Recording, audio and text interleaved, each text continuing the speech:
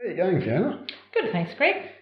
Yeah, we've had, in a very short space of time, 3 different documents released. So we've had the regional report cards were released for our region, for Wet Tropics, was released in July. And then just last week, we've had the Reef Report Card, the Great Barrier Reef Report Card, and we've had GBRMPA's Outlook Report released as well. It's a confusing, busy space, isn't it? It is a very confusing, busy space. So what we're going to try and do with this presentation is simplify that a little bit and make it easier for people to understand what those various documents are and how they fit together. Okay.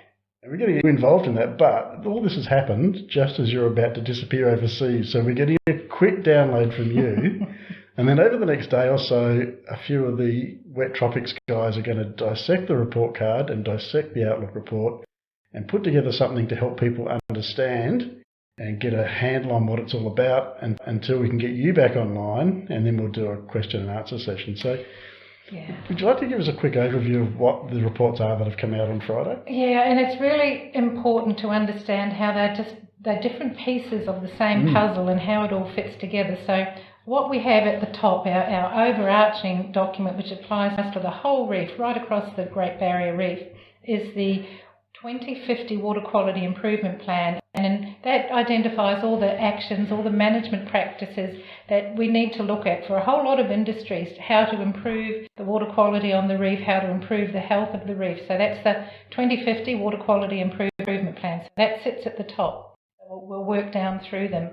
So underneath that, we also have the Great Barrier Reef Marine Park Authority Outlook Report, and that's done every 5 years, and it's really forecasting, and it's looking at values, and it brings in a whole lot of things. It's very global and wide-reaching in all the things it considers.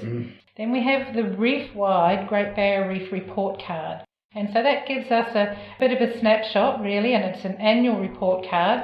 More or less. There's a little bit of lag time because it takes a long time to get all the data put together. And that tells us how we're tracking towards targets that are identified in that water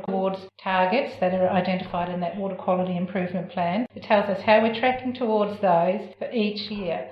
So that's the next step down, but that's for the whole reef. And then underneath that, we have the regional report cards. That's your key area, isn't it, Greg? The Wet Tropics Waterways Report Card. It is. And so in the Wet Tropics one, what's happening in there, we're looking at condition of the waterways, the vegetation, and a whole lot of small pieces that go together to tell us how our environment's going and the water quality is. Yeah, you've done a really good job of summarising that in just a couple of minutes. So what I'm going to do in just a moment is I'm going to go through some PowerPoints, and we're going to do that with some images and some graphics that will help people to understand. So they're all doing it in different ways, and they're all doing it for different reasons, but it's important we have all of them. So I'm here with Steve Turton, the Chair of Wet Tropics Waterways, and Richard Hunt, who is the Scientific and Technical Officer for Wet Tropics Waterways, who puts together a lot of the data behind the regional report card. And we're just going to have a little bit of a chat about the various report cards and how they all fit together. So welcome, guys. Oh, thank you very much.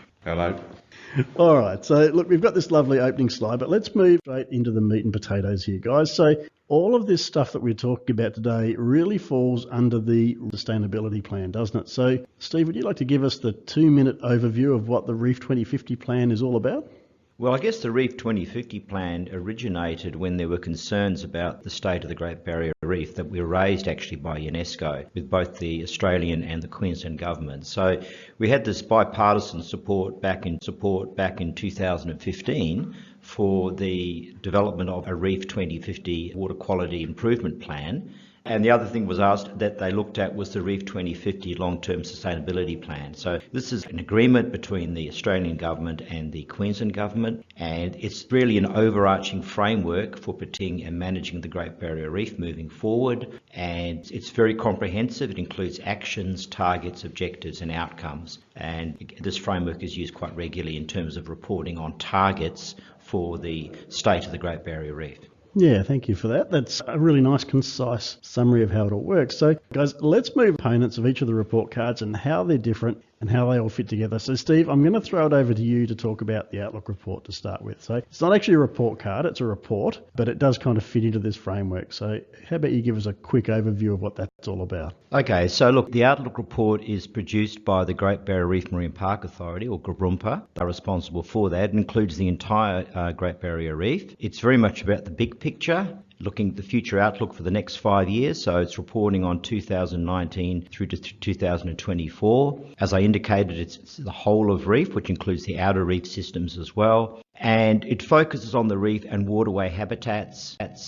But importantly, it's reporting on the current condition and trends of biodiversity and the marine ecosystem. So it's very much about what is the current condition and how are they trending? Are we seeing improvements or levelling off?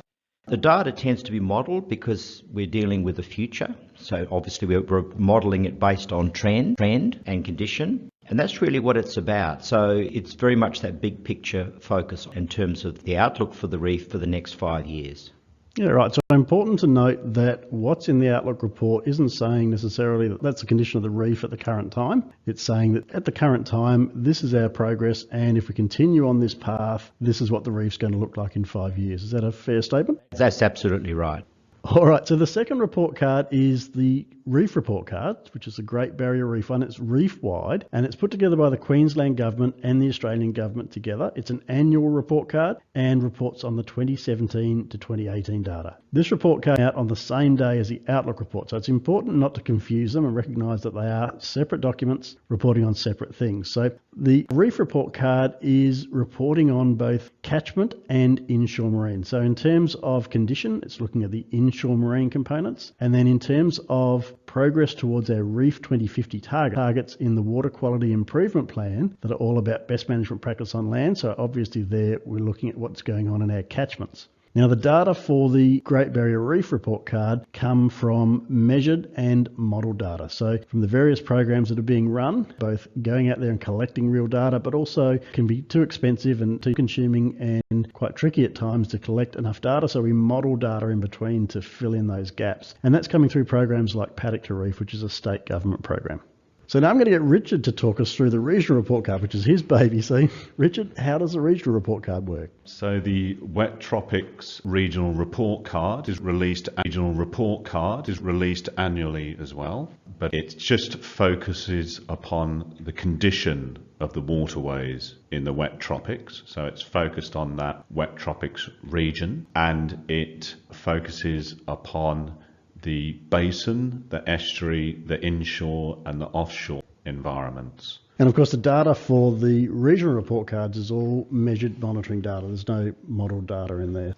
All of these report cards measure different things, and they're all needed because they all complement each other. So we're going to talk a little bit about some of the messages that have come out of these report cards now. And again, I'm going to throw it over to Steve to talk about the messages for the report. So Steve? Yes, I guess a very clear message from the Outlook Report is, first of all, climate change is a major threat to the Great Barrier Reef. I guess another message is that the reef is not all dead either. There are large areas of the reef that are still in very good condition. There are other areas where there has been coral bleaching that are picked up in this outlook, which have led to concerns about climate change. Really now is the time to take action. We really have this next decade to take action on climate change. It's a global issue to halt and reverse carbon emissions. Obviously we can play our own role as a country, but it's got to be a global effort. And we do also know regionally that we need to improve water quality, because we know that reefs that have good water quality recover better after coral bleaching. They simply bounce back faster and better. So we need to continue with the water quality efforts, but we really need to tackle climate change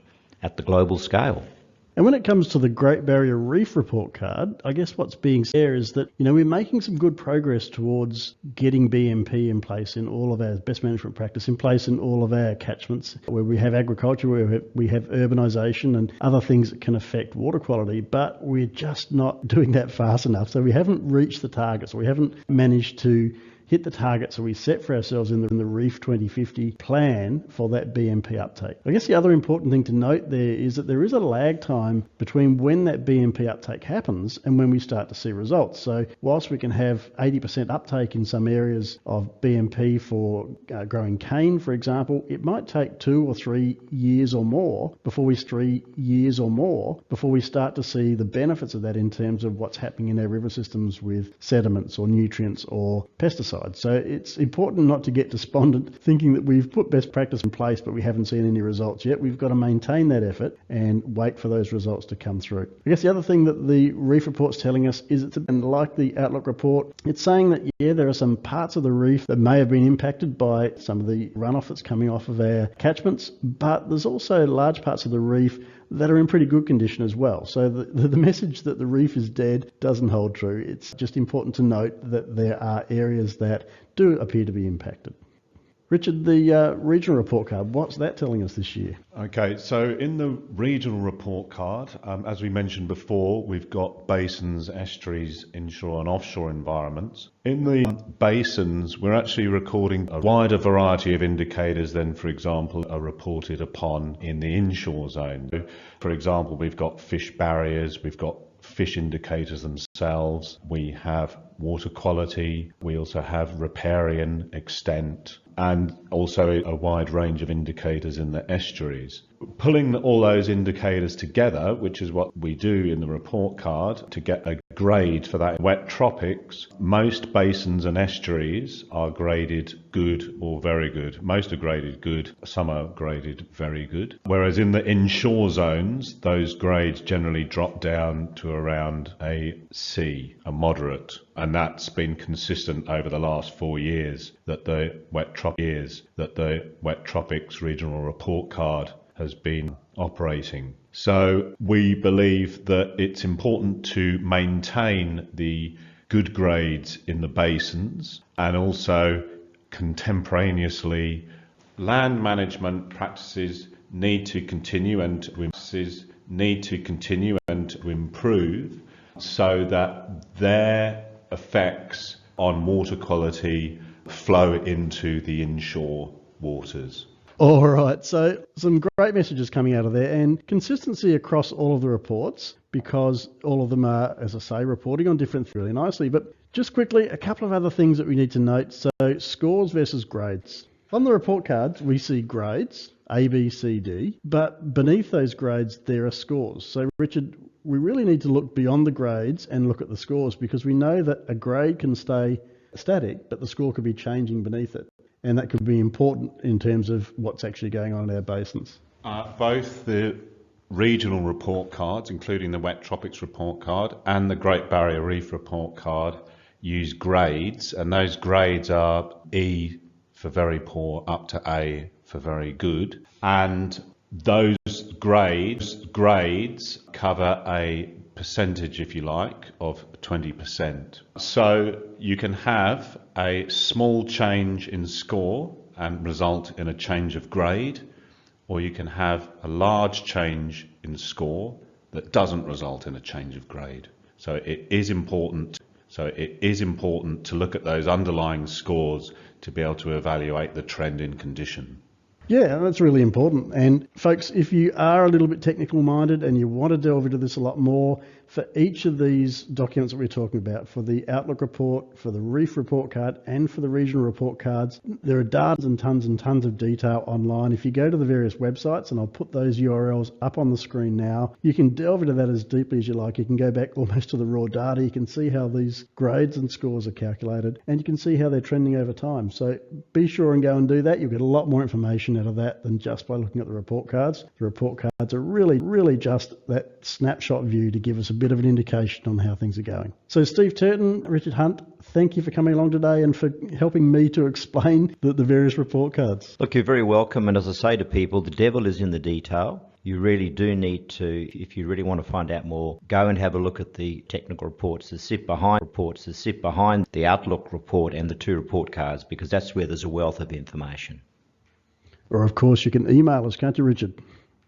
You can indeed. And we'll put the email details up on the screen. So thanks again, guys. And folks, make sure you do go and check out those